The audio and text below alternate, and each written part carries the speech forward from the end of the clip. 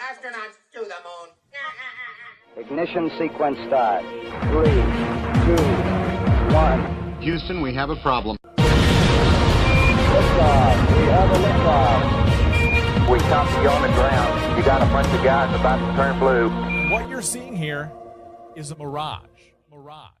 What's going on, everyone? It's Jaronism, back with another video for you today. I've got an open letter, a question, and a request for NASA. On behalf of the American people who have funded your entire program, there's something that needs to be said. If everything that you've told us and everything that you've said you've done is true, then I think there's no reason why there shouldn't be a camera on the moon. NASA, why haven't you done this yet?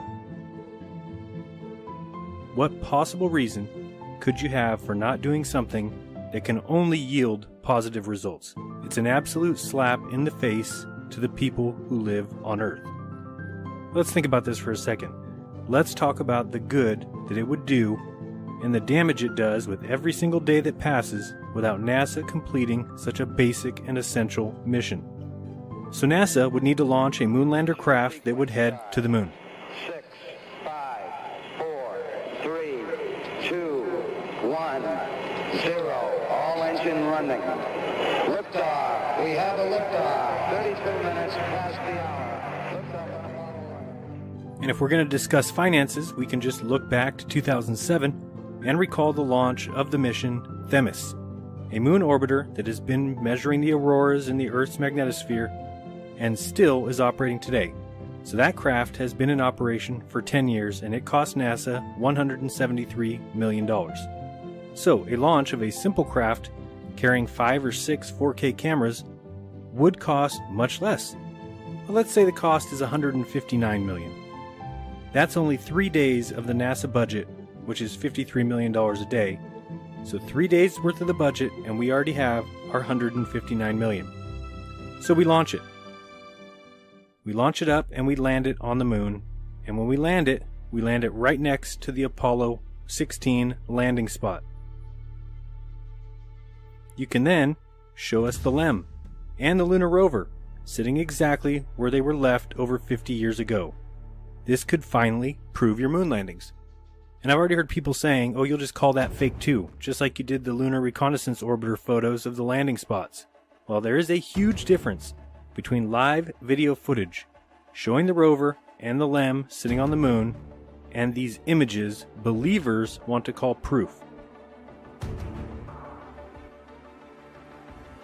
If these images are proof to you that the rover and the LEM, as well as the footprints and the past of the astronauts seen from 50 miles above the moon, if these pixel changes and arrows are proof, then you better start believing in the proof of Bigfoot. You better start believing that this here is proof of 2 UFOs in the sky. You better believe the proof that I spent 7 hours on the roof of the White House last week. And the week before, I walked on water from California to Hawaii. Yes, I know I did get a little bit tired and I got picked up. You can see where that happened right there in the middle. Then the boat drove us a little bit forward and then I completed the journey with a buddy. And if you look closely, you'll see proof of that too, as there's actually 2 paths. So, that being said, let's look at all the positive effects that would be a direct result of NASA placing a camera on the moon. Number 1, set it and forget it. Since we always see the same side of the moon, all you need to do is land there at the Apollo 16 landing site, point the camera at Earth, and forget it. That camera view would always show the Earth from the moon. Number 2, you could prove the moon landings. Numbers vary, but some polls have it at 7% and some have it as high as 40%. What percentage of the world's population doubts that NASA ever went and landed man on the moon? Well, NASA, this would be your chance. Land the craft near the Apollo 16 landing position, pan the camera and show us the LEM and the rover. Number 3, you can actually change flat earthers' minds. It's going to be real hard to deny that the Earth is a ball when people see from the moon the ball Earth spinning in space. One of the reasons many people are flat earthers is because none of us have ever seen the things we're asking NASA to show. Number 4, it would be the first ever live stream of the Earth from space, seeing the Earth in its entirety. Number 5, it would be the first time we would get non-composite images of our Earth. How can there be no non-composite images taken of where we live? This would solve that problem. Number 6, it would be the first live stream from space to show the Earth spinning in space. Seems like something we should have already. We don't. This would solve that. Number 8, easy and clear proof and observed data, empirical evidence of what's going on during eclipses. No need for your misaligned diagrams, for your scales being incredibly off, for your backwards spinning Earths. This would show students, adults, parents, and teachers, everyone, exactly what's going on during an eclipse because you're watching live what's happening during an eclipse. Be it a lunar eclipse or a solar eclipse, we would get to see both from the moon. We would either see the moon's shadow appear on the Earth during a solar eclipse, or we would see the Earth block out the sun during a lunar eclipse. Number 9, think of the education opportunities that this presents. The time-lapse videos, the video footage, using it in schools, showing children rather than telling them exactly what's going on in the sky above them. Would you rather them read it in a book or actually see a live video going on as they learn in the sky above them? Number 10, payback. All of NASA's money comes from the citizens of this country. The very least that they can do, the very least, is provide video footage of where we live from space. This is crazy that we're having this discussion almost 60 years since NASA was created. 11, science denial. There's a lot of people who deny science. This would help to reduce that number by showing things rather than telling people. It's hard for people to deny things that are being shown to them right in their face. Number 12, this would be the #1 live stream of all time. It would be seen by more people than any live stream ever made. Number 13, if NASA has problems with the cost of this mission, by simply allowing advertising agencies or companies, corporations, businesses, stores, Walmart, Target, AT&T, to buy 1-hour time slots where they would have their logo on the screen during the live stream. Over the course of 10 years, you could figure out how much money NASA could make, and they would actually make money if they employed this kind of ad revenue generation. Maybe I'm the only one. I mean, can you believe we are having this discussion 60 years after NASA was invented and 50 years since we sent men to the moon? No photos of Earth, no live video of Earth, no video of the Earth spinning, no video on the moon to show us eclipses, no 24/7 view from space. Are you okay with this? And if so, why? So there should be a poll available right now. Would love to see what side you're on.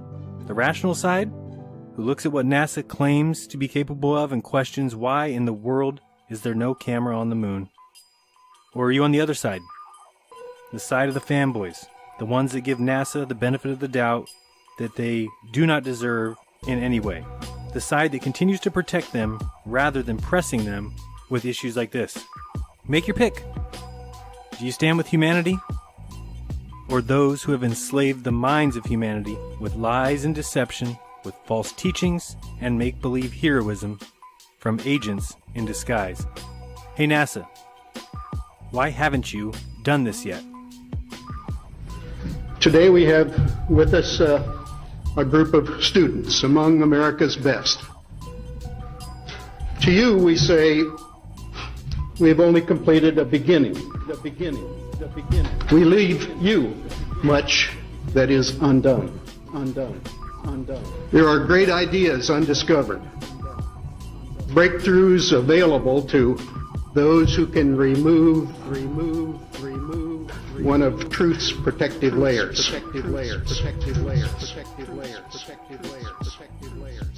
So, do you want to know my opinion?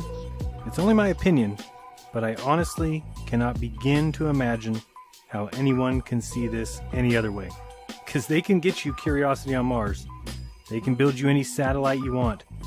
They can land on comets and observe the sun from the Lagrange point. They can operate Voyager 1 and Voyager 2 13 billion miles away with no issue at all. They can fly through the rings of Saturn with Cassini and orbit Jupiter with Juno. But for some reason, they can't put a camera on the moon. They can't take a video of the Earth. So some of those are painted on. It is photoshopped, but it's has to be. The reason we have no videos, no pictures, no moon base, no photos is simple. Problem is we don't have the technology to do that anymore. We used to, but we destroyed that technology, and it's a painful process to build it back again. Because we can't get but a few hundred miles from Earth. NASA can't go anywhere, just like all of us.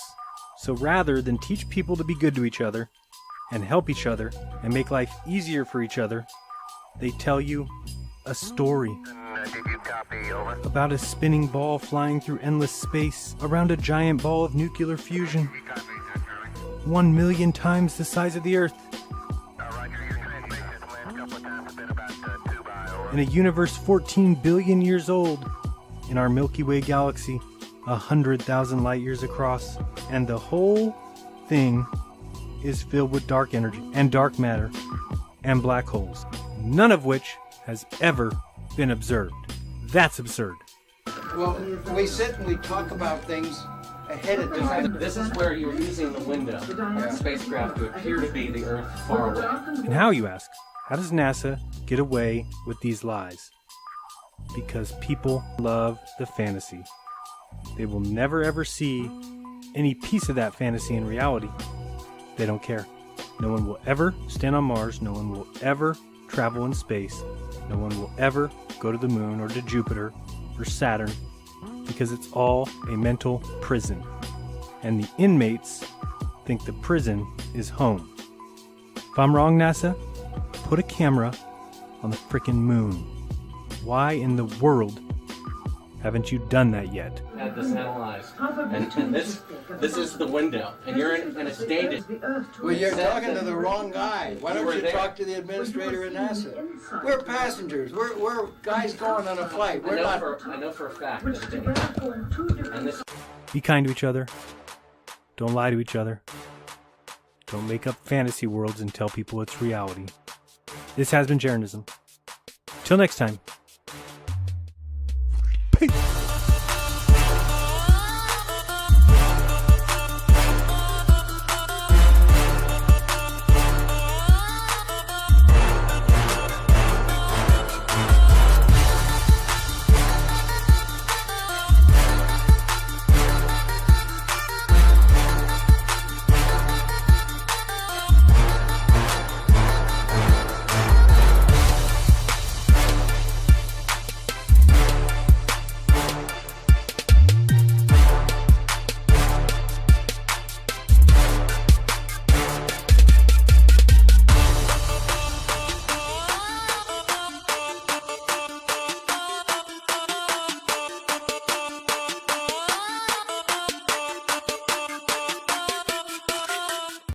For NASA.